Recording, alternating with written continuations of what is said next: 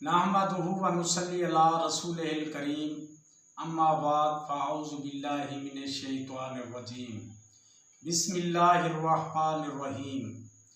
मेरे प्यारे दोस्तों, अल शिफा क्लिप्स की जानिब से खिज़र हयात हाज़िर खिदमत है और आप सब भाइयों को खुश आमदीद कहता है।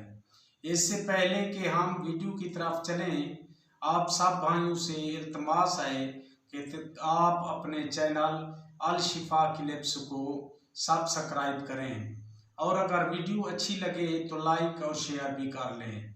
तो चलिए अब हम वीडियो की तरफ चलते हैं। बहुत से भाइयों ने कमेंट्स किए हैं कि आप हमें कुछ वज़ाइफ बताएं ताकि उससे हम फ़ायदा उठा सकें। तो आज मैं आपको एक वजीफ़ा बताना चाहता हूं जो बिल्कुल मुख्तसर है और बेहतरीन रिज़ल्ट मिलेगा इंशाअल्लाह ताला।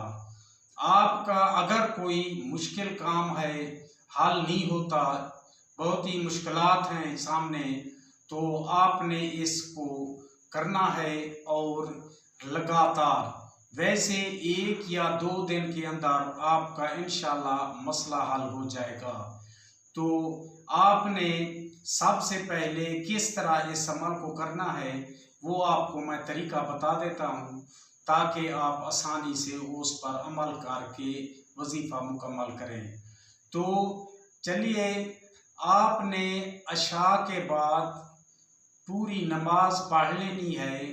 बाद नमाज अशा बैठकर आपने 2 रकात नमाज तहियतुल हाजात पढ़ लेनी है।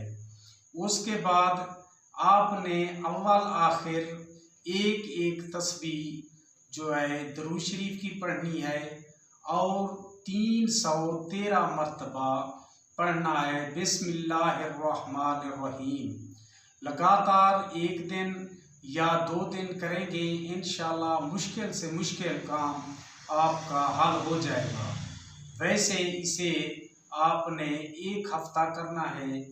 इसमें एहतियात ये है कि आप बावुज़ू हों और किबला रुख होकर बैठें और बिल्कुल तवज्जो के साथ, दिल वगैरह में और कोई सोच ना हो, यकसोई के साथ आपने पढ़ना है।